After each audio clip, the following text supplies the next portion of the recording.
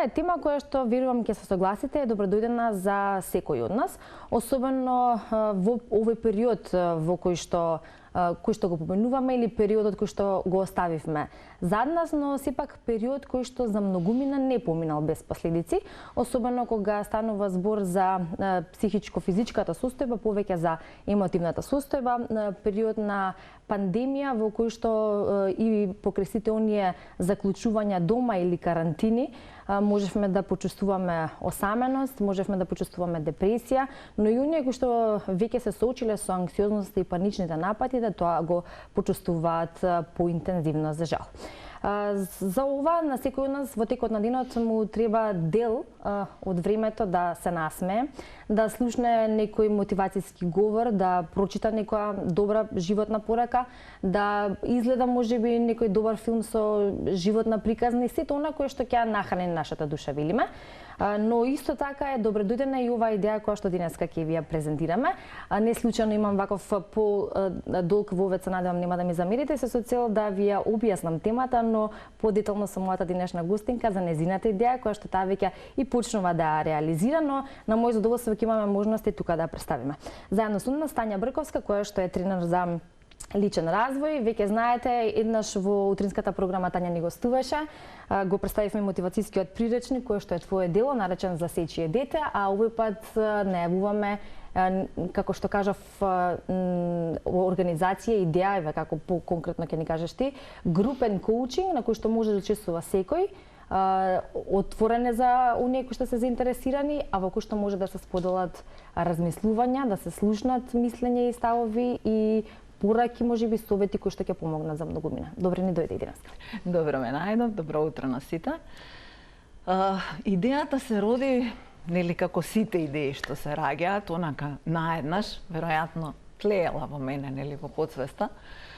Кога се почесто почнаа да се јавуваат клиенти кои што имаат проблем со анксиозност, депресија, панични напади, сосема го разбирам тоа затоа што во еден период од животот и јас сум го имала. И не знаев како да помогнам на повеќе луѓе одеднаш, бидејќи кога работам со клиенти еден на еден, насочени сме конкретниот предизвик кој што го има клиентот и го обработуваме него. Бидејќи ова е период во кој што бевме затворени, идејата беше групниот коучинг да биде надвор, да се случува на кеј.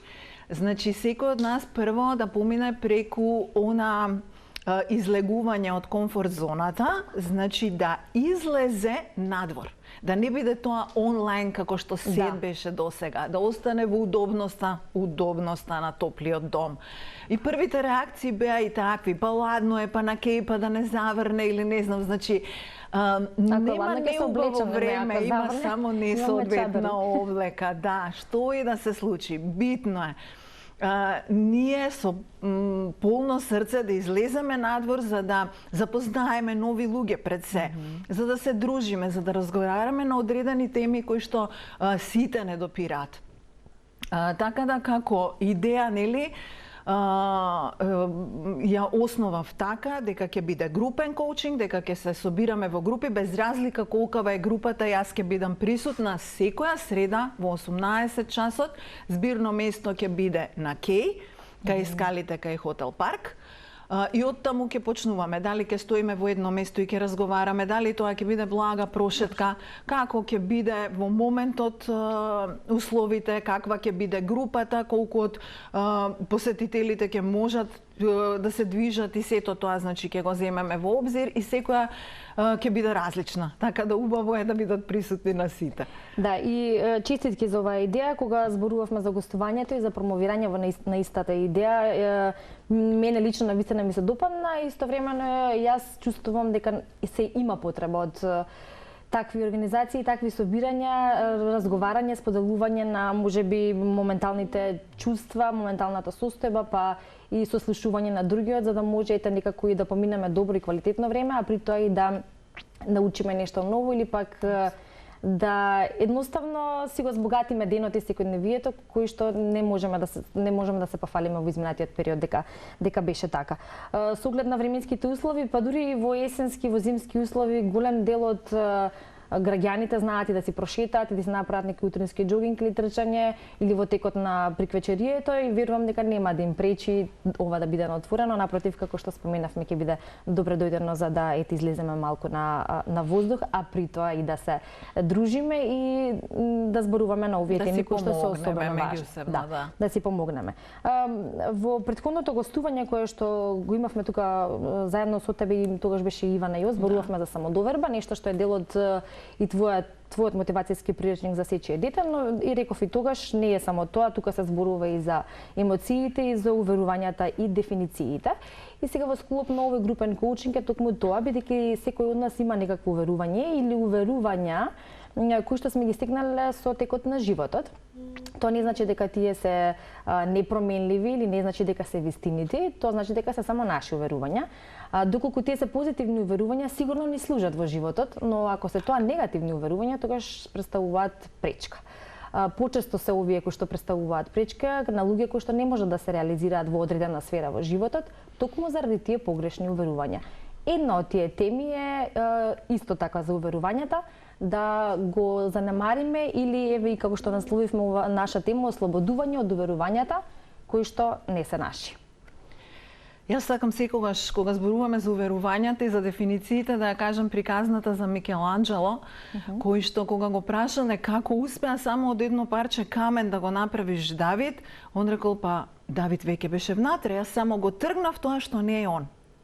Значи тоа се нашите уверувања. Ние сме прекрасни личности со самото наше раѓање, со карактеристиките што се ги носиме, со љубовта, почитувањето, споделувањето со другите, значи како мали, нели знаеме да се насмееме на секого што ќе помине покрај нас.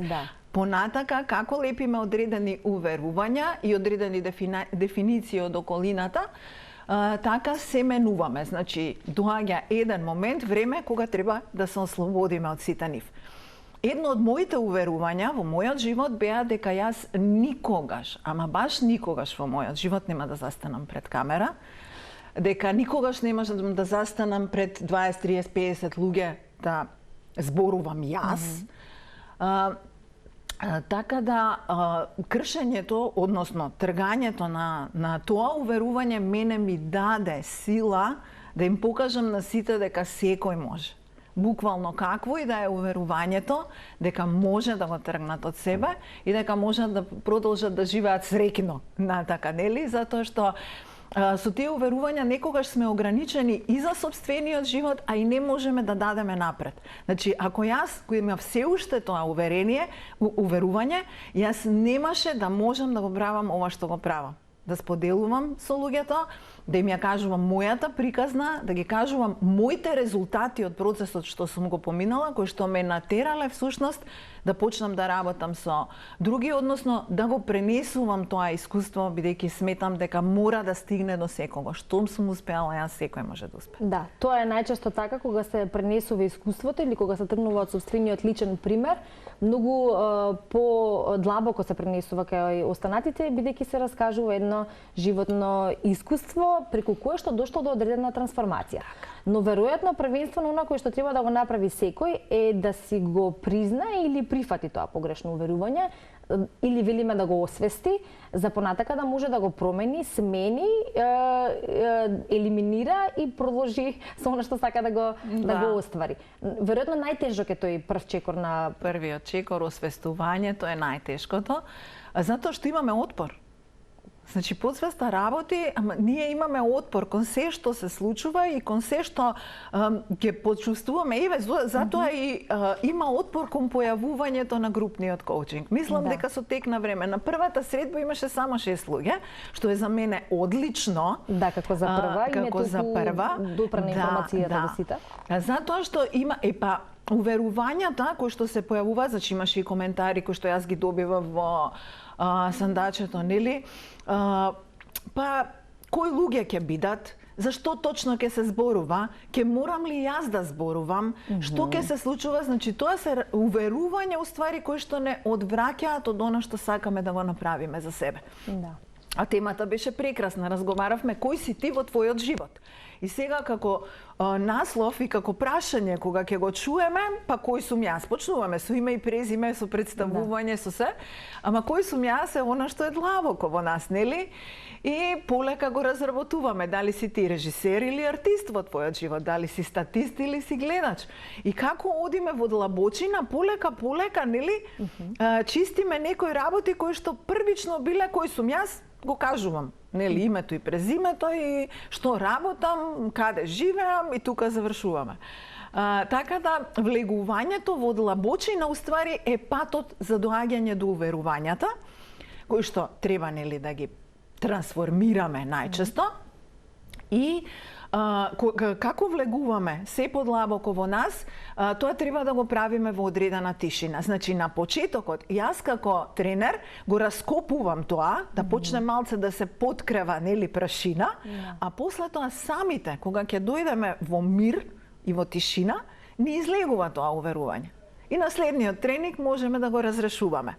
Така да се е во нас, до одговорите си доаѓаме сами. Уверувањата си ги наоѓаме сами. Значи тренерот само ни помага, не малце, насочува. Да. Со оглед на тоа што рековме првенствено треба да се освести, потоа да се прифати за да може да се промени. Унако што е важно е да се ретко кој од нас само по себе размислува на тоа и јас не сум таа и таа со име и презиме, по професија тоа и тоа. Секогаш така се представуваме или така првенствено размислуваме за нас. Ретко кој толку длабоко само иницијативно навлегува во суштината на своето постоење и затоа и треба вакво насочување, но претпоставам некои од прашањата се кога или во кои моменти се случува таа трансформација која што треба да се случи. Индивидуален е патот кој што треба да се изоди, условно кажано, за да може да се доживее таа трансформација. А од друга страна, мотивацијски делува тоа што постојат многу личности кои и лично ги знаеме, но и се примери во јавноста дека доживеале таа трансформација и тоа може да се види и по нивниот изглед, но и по начинот на кој што тие живеат и функционираат. Кога се случуваат првите или како се препознаваат првите знаци на трансформацијата или резултатот до кој што сакаме да дојдеме за себе си? Кога ќе стигнеме до резултатот, ќе се прашаме, вау, како стигнав до овде? Значи, реално, моментот на почетокот на трансформацијата не го чувствуваме.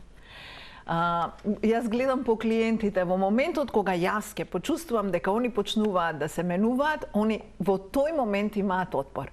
Или нема да можат да дојдат на следната сесија, или нешто хитно им искрснало, па ќе мораат да одложат, или не е таа тема за која што зборувавме толку актуелна, во моментов имам еден ургентен предизвик, него да го решаваме. Така да тоа е првиот момент во кој што јас гледам дека клиентот почнува да се трансформира, а кај него се појавува отпор. Затоа ние самите не можеме да почувствуваме дека е тоа момент на трансформација, туку мислиме дека тоа што го правиме е погрешно. Па можеби немам зашто да се менувам, поубаво ми е вака.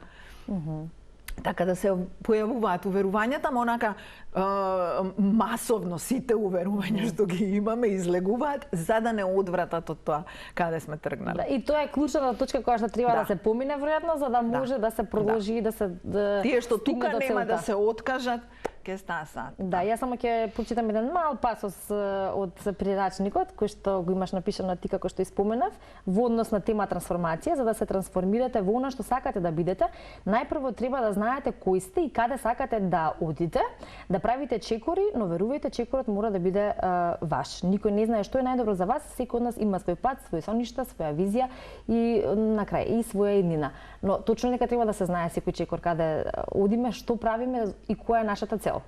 Мора да знаеме каде одиме, затоа што ако тргнеме некаде на пат, нели, седнувам во кола и возам и наеднаш гледам табла Велес, а сум мислела можеби да одам за Куманово, тоа е погрешен пат. Значи во моментот кога тргнуваме треба да знаеме, не мора ние да го знаеме точниот секој чекор. Значи еден по еден чекорите ги гледаме. Битно е да го направиме првиот чекор. Но онаа цел до која што сакаме да стигнеме, треба да ја имаме. Значи, во текот на патувањето тоа може да се промени. Може би ќе стигнеме негде кај што ќе почувствуваме појака емоција за нештото и ќе биде поголема страст да го правиме тоа отколку она што првично сме го зацртале. Но некаков правец мора да имаме. А чекорите не треба да ги направиме сите, од првиот до последниот, и ако вториот го сгрешиме, тоа да биде каење дека сме погрешиле, дека ние нема да успееме, дека не е во ред ова што го правиме и да се повлечеме. Значи, секогаш тоа, затоа е процес. Таа трансформација е процес. Значи, еден по еден чекор треба да си ги правиме. Доволно е првиот да знаеме каде не води, па понатака продолжи. Понатака веројатно ќе си следи првиот, па секој следен понатаму, но јас би сакала до крајот на денешниот наш разговор, а имаме, ми се чини околу 10 на минути уште, да позборуваме за емоциите и како последно околу мислата или позитивното, па наспроти негативното размислување. Но првенствено за емоциите, бидејќи веројатно тоа ќе биде и тема на групниот коучинг во следните денови. Баш за во среда ги планираме. За во среда, Значи можеме да се задржиме на емоциите, оно кое што е важно е да си ги препознаеме собствените емоции, да знаеме како велиме да ја детектираме емоцијата која што во моментот ја чувствуваме, да ја го дадеме вистинското име. Да ја го дадеме вистинското име за да може да ја препознаеме, па потоа со оглед на тоа каква е емоцијата, да знаеме зошто тоа се случува и тоа да биде исто свесно, тоа е на некој начин свесно живење, кое што резултира со успех и не зборуваме за професионален успех, туку животен успех, нели? Што се случува при потиснување на емоциите, не детектирање или именување на истите, и што се случува кога откако ќе доведе до одреден резултат од потиснување на емоциите, понатаму повторно воздигнување или вртање нов лист во животот, како велат, за да може да се излезе од тој магичен круг. Јас најпрво сакам да објаснам како ние доаѓаме до емоциите. Значи, она со што восприемаме се нашите сетила. Значи, гледаме, слушаме, мирисаме, сите сетила ги користиме за да восприемиме нешто. Во моментот кога ќе го примиме преку сетилата, таа информација оди во едно кутивче што се вика уверувања и дефиниции.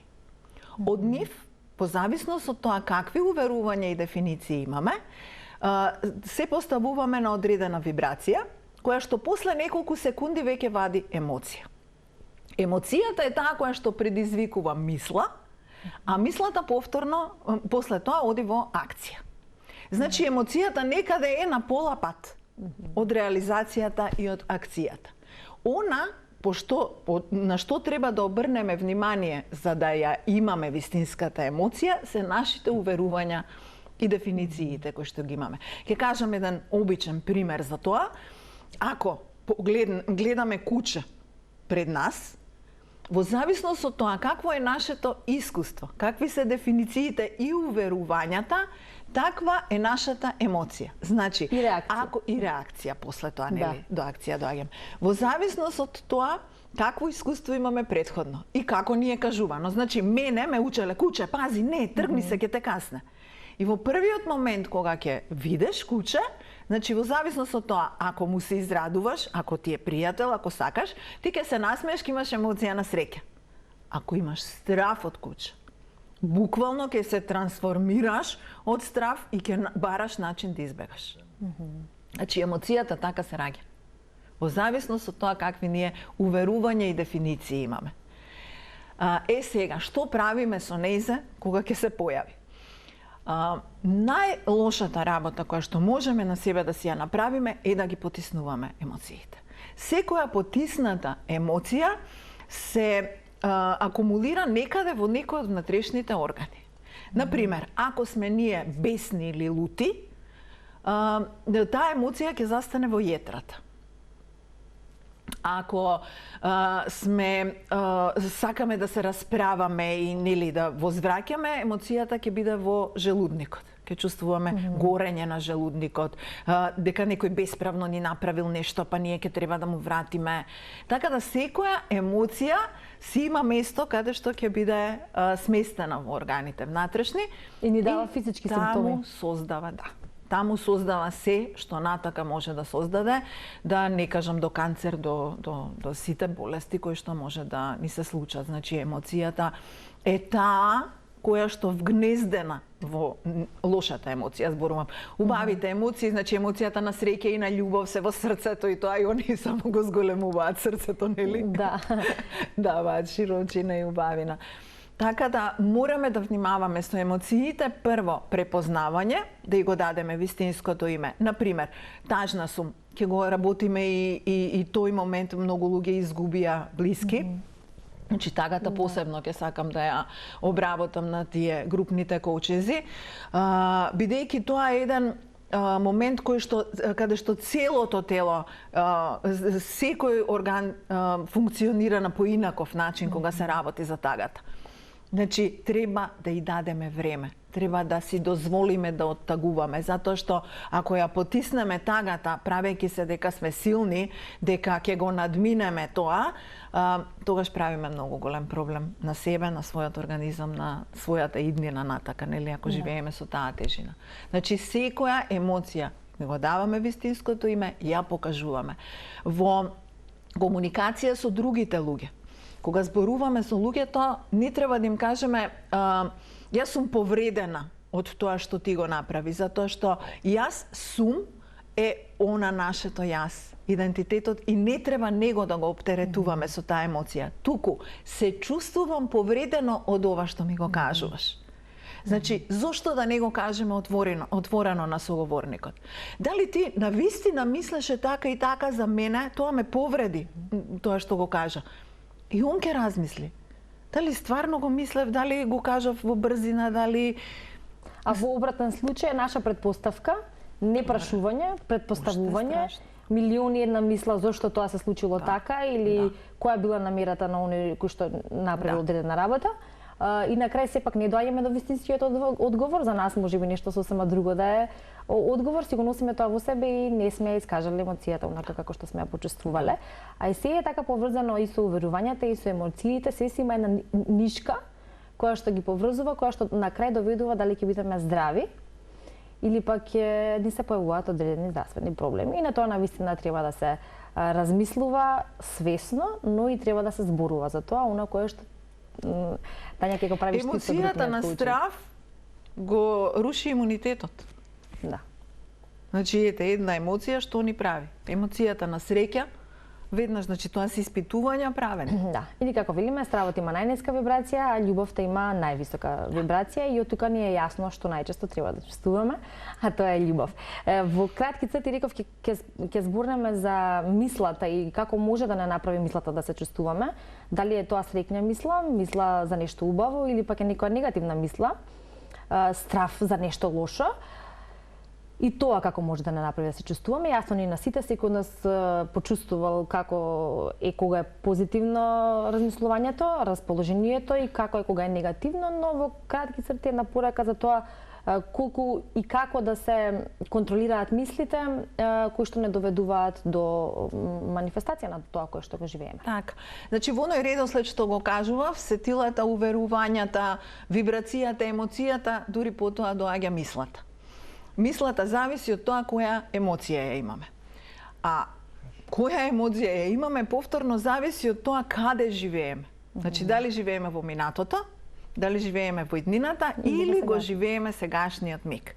Значи, мислата која што е врзана со минатото нема никаква основа да постои, бидејќи не можеме да веруваме во подобро минато. Како би создале подобро минато. Значи го оставаме таму каде што му е местото, колку и да размислуваме за него. Требаше вака да направам, требаше вака да кажам, тогаш да не го направев тоа. Значи тоа се мисли кои што немаат никаква функција во нашето живење. Само не оптеретуваат и ни прават на крајот, нели, и физички проблеми. Значи, го оставаме минатото таму кај што е. Доаѓаме до иднината. Мислите кои што се најчести. Грижата за нешто што никогаш нема да се случи. По најголем дел од случаите.